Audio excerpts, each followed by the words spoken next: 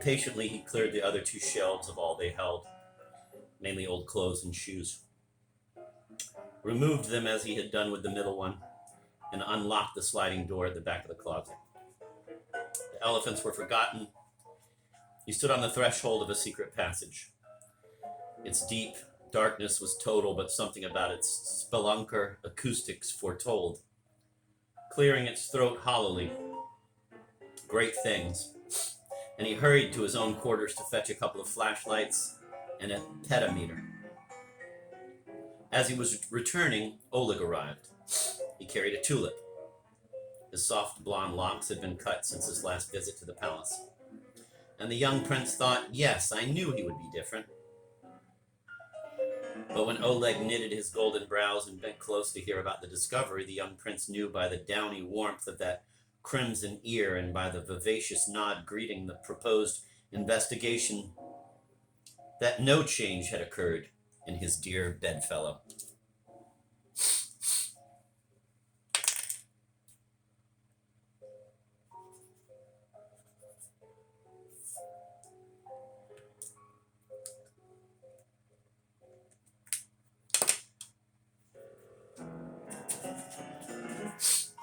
As soon as Monsieur Beauchamp had sat down for a game of chess at the bedside of Mr. Campbell and had offered his raised fists to choose from, the young prince took Oleg to the magical closet.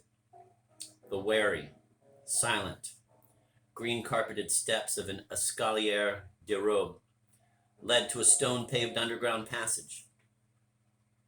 Strictly speaking, it was, quote, underground, end of quote, only in brief spells when, after burrowing under the southwest vestibule next to the lumber room, it went under a series of terraces, under the avenue of birches in the Royal Park, and then under the three transverse streets, Academy Boulevard, Coriolanus Lane, and Timon Alley, that still separated it from its final destination.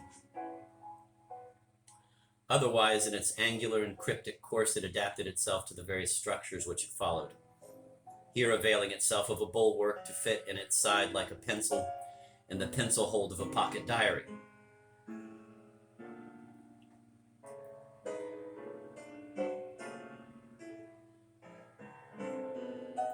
There, running through the cellars of a great mansion, too rich in dark passageways to notice the stealthy intrusion. Possibly, in the intervening years, certain arcane connections had been established between the abandoned passage and the outer world by the random repercussions of work and surrounding layers of masonry, or by the blind pokings of time itself, for here and there magic apertures and penetrations so narrow and deep as to drive one insane could be deduced from a pool of sweet, foul ditchwater, bespeaking a moat, or from a dusky odor of earth and turf, marking the proximity of a glacis slope overhead.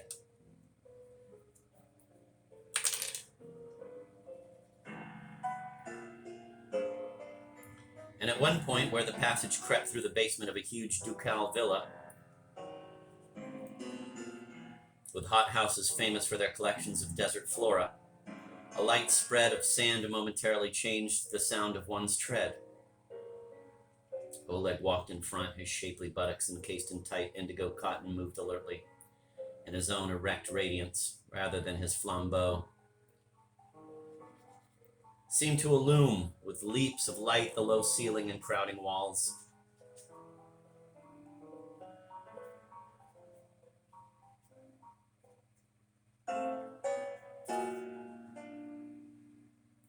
Behind him, the young prince's electric torch played on the ground and gave a coating of flour to the back of Oleg's bare thighs. The air was musty and cold. On and on went the fantastic burrow. It developed a slight ascending grade.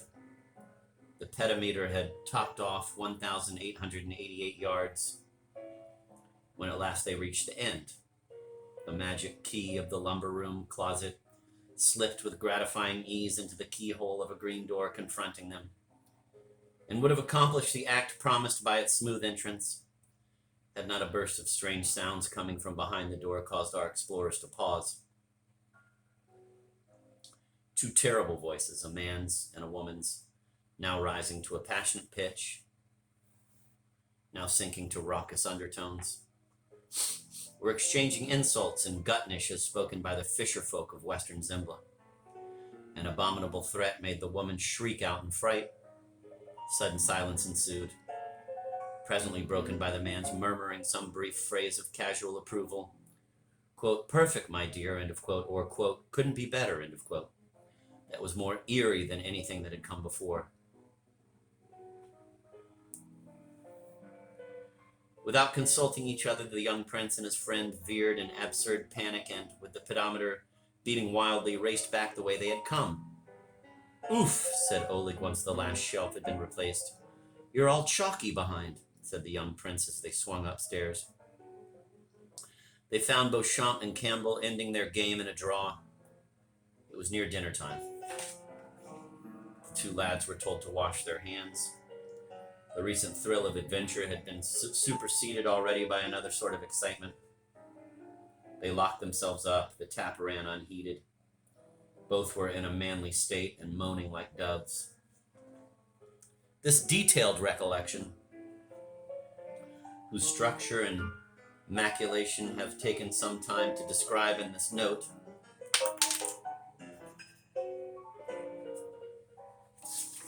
skimmed through the king's memory in one instant. Certain creatures of the past, and this was one of them, may lie dormant for 30 years as this one had, while their natural habitat undergoes calamitous alterations. Soon after the discovery of the secret passage, he almost died of pneumonia. In his delirium, he would strive one moment to follow a luminous disk probing an endless tunnel, and try the next to clasp the melting haunches of his fair Ingle. To recuperate, he was sent for a couple of seasons to southern Europe. The death of Oleg at 15 and a toboggan accident helped to obliterate the reality of their adventure. A national revolution was needed to make that secret passage real again. Having satisfied himself that the guard's creaky steps had moved some distances away, the king opened the closet. It was empty now, save for the tiny volume of Timon Afinskin still lying in one corner, and for some old sport clothes and gymnasium shoes crammed into the bottom compartment. The footfalls were now coming back. He did not dare pursue his examination and relocked the closet door. It was evident he would need a few moments of perfect security to perform with a minimum of noise a succession of small actions. Enter the closet, lock it from the inside, remove the shelves, open the secret door, replace the shelves, slip into the yawning darkness, close the secret door and lock it, say 90 seconds. He stepped out into the gallery, and the guard, a rather handsome but incredibly stupid extremist, immediately advanced towards him. Quote, "I have a certain urgent desire," end of quote, said the king. Quote, "I want, Hal, to play the piano before going to bed," end of quote. Hal, if that was his name, led the way to the music room where, as the king knew, Odon kept vigil over the shrouded harp. He was a fox-browed, burly Irishman with a pink head now covered by the rakish cap of a Ruski factory worker. The king sat down at the Beckstein and, as soon as they were left alone, explained briefly the situation while taking tinkling notes with one hand. Quote, "Never heard of any passage," end of quote, muttered Odon with the annoyance of a chess player who has shown how he might have saved the game he has lost. Was His Majesty absolutely sure? His Majesty was. Did he suppose it took one out of the palace? Definitely out of the palace. Anyway, Odon had to leave in a few moments, being due to act that night in The Merman, a fine old melodrama which had not been performed, he said, for at least 3 decades. Quote, "I'm quite satisfied with my own melodrama," end of quote, remarked the king. "Alas," said Odon, furrowing his forehead. He slowly got into his leathern coat. "One could do nothing tonight. If he asked the commandant to be left on duty, it would only provoke suspicion, and the least suspicion might be fatal. Tomorrow he would find some opportunity to inspect that new avenue of escape, if it was that and not a dead end. Would Charlie, His Majesty, promise not to attempt anything until then? Quote, but they are moving closer and closer, end of quote, said the king, alluding to the noise of rapping and ripping that came from the picture gallery. Quote, not really, end of quote, said Odon. Quote, 1 inch per hour, maybe 2. I must be going now, end of quote. He added, indicating with a twitch of the eyelid the solemn and corpulent guard who was coming to relieve him. Under the unshakable but quite erroneous belief that the crown jewels were concealed somewhere in the palace, the new administration had engaged a couple of foreign experts, see note to line 681, to locate them. The good work had been going on for a month. The 2 Russians, after practically dismantling the council chamber and several other rooms of state, had transferred their activities to that part of the gallery where the huge oils of Eystein had fascinated several generations of Zemblin princes and princesses. While unable to catch a likeness, and therefore wisely limiting himself to a conventional style of complementary portraiture, Eystein showed himself to be a prodigious master of the trompe-l'oeil and the depiction of various objects surrounding his dignified dead models and making them look even deader by contrast to the fallen petal or the polished panel that he rendered with such love and skill.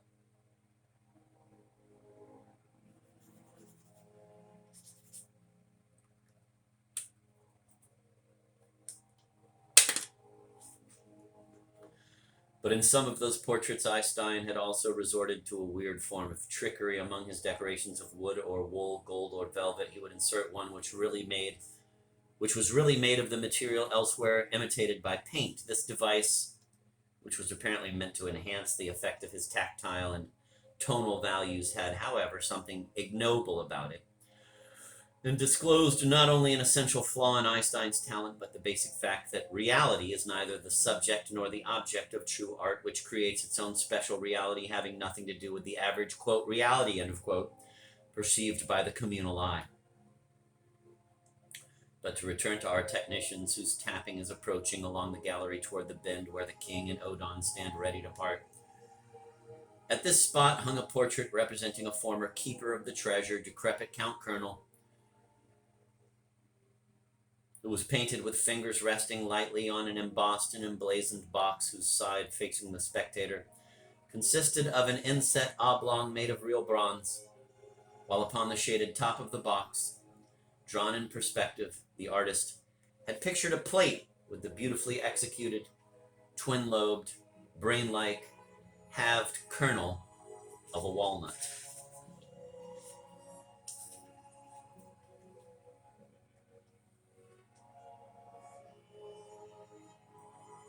Quote, they are in for a surprise, end of quote, murmured Odon in his mother tongue, while in a corner the fat guard was going through some dutiful, rather lonesome, rifle butt banging formalities.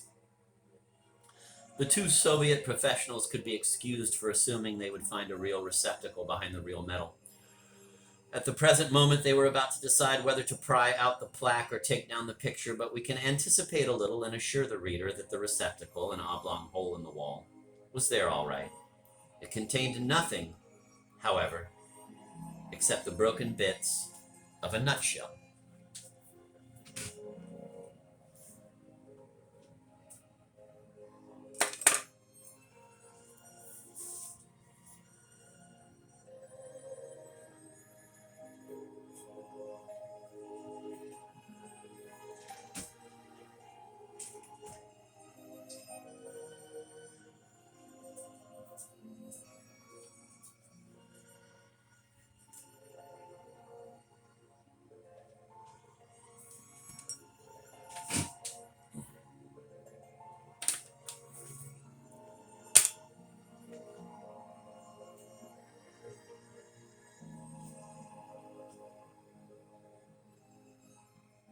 Somewhere an iron curtain had gone up, bearing a painted one with nymphs and nenuphars. Jesus, fucking vocabulary on this guy.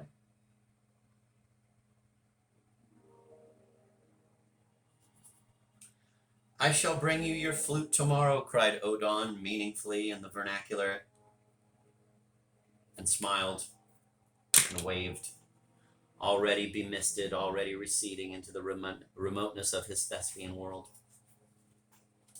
The fat guard led the king back to his room and turned him over to a handsome Howl. It was 9:30.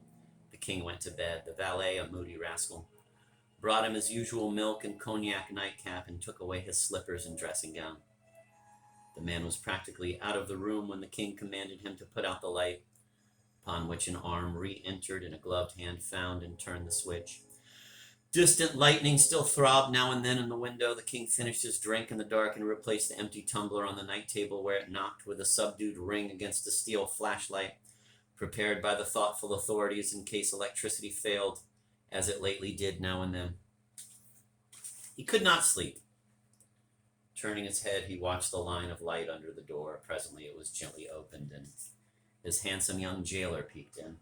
A bizarre little thought danced through the king's mind, but all the youth wanted was to warn his prisoner that he intended to join his companions in the adjacent court, and that the door would be locked until he returned. If, however, the ex-king needed anything, he could call from his window. Quote, "How long will you be absent?" End of quote, asked the king. Quote, "Jeg ved ik," I know not, end of quote, answered the guard. Quote, "Good night, bad boy," end of quote, said the king. He waited for the guard's silhouette to enter the light in the courtyard where the other Thulians welcomed him to their game. Then, in secure darkness, the king rummaged for some clothes on the floor of the closet and pulled on, over his pajamas, what felt like skiing trousers and something that smelled like an old sweater. Further gropings yielded a pair of sneakers and a woolen headgear with flaps. He then went through the actions mentally rehearsed before. As he was removing the second shelf, an object fell with a miniature thud. He guessed what it was and took it with him as a talisman. He dared not press the button of his torch until properly engulfed, nor could he afford a noisy stumble, and therefore negotiated the 18 invisible steps in a more or less sitting position.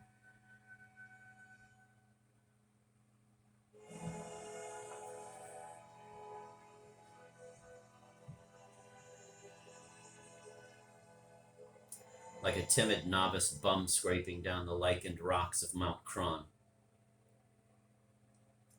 The dim light he discharged at last was now his dearest companion. Oleg's ghost, the phantom of freedom. He experienced a blend of anguish and exultation, a kind of amorous joy, the like of which he had last known on the day of his coronation, when, as he walked to his throne, a few bars of incredibly rich, deep, plenteous music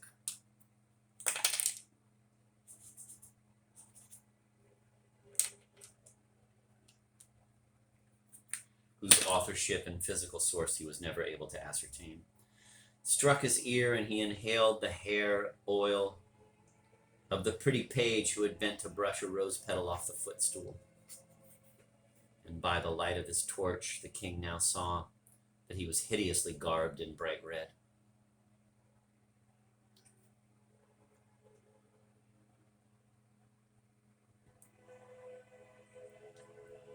The secret passage seemed to have grown more squalid. The intrusion of its surroundings was even more evident than on the day when two lads shivering in thin jerseys and shorts had explored it. The pool of opalescent ditch water had grown in length. Along its edge walked a sick bat like a cripple with a broken umbrella. A remembered spread of colored sand bore the 30-year-old patterned imprint of Oleg's shoe. As immortal as the tracks of an Egyptian child's tame gazelle, made 30 centuries ago on blue, Nilotic bricks drying in the sun. And at the spot where the passage went through the foundations of a museum, there had somehow wandered down to exile and disposal a headless statue of Mercury, conductor of souls to the lower world, and a cracked crater with two black figures shone dicing under a black palm.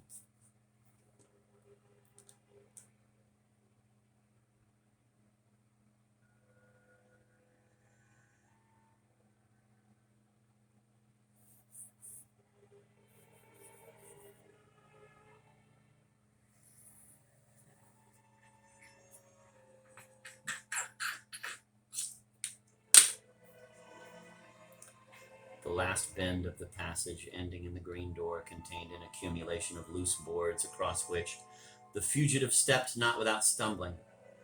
He unlocked the door, and upon pulling it open, was stopped by a heavy black drapery. As he began fumbling among its vertical folds for some sort of ingress, the weak light of his torch rolled its hopeless eye and went out. He dropped it. It fell into muffled nothingness.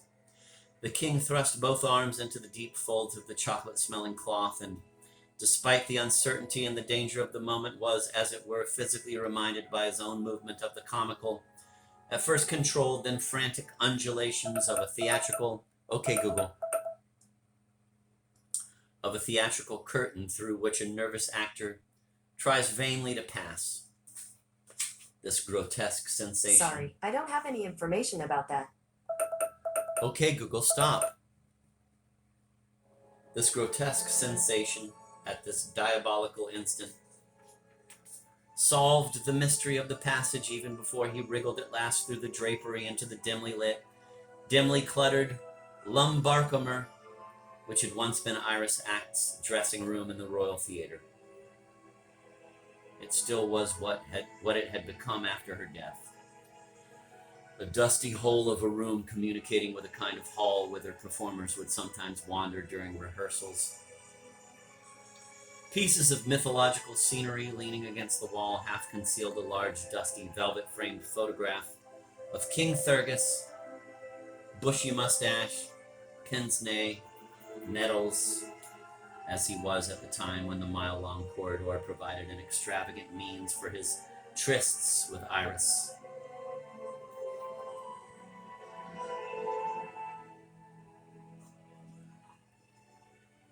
The scarlet-clothed fugitive blinked and made for the hall that led to a number of dressing rooms. Somewhere beyond it, a tempest of plaudits grew in volume. Before petering out, other distant sounds marked the beginning of the intermission. Several costumed performers passed by the king, and in one of them he recognized Odin. He was wearing a velvet jacket with brass buttons, knickerbockers, and striped stockings, the Sunday attire of Gutnish fisherman, and his fist still clutched the cardboard knife with which he had just dispatched his sweetheart. "Good God," he said on seeing the king.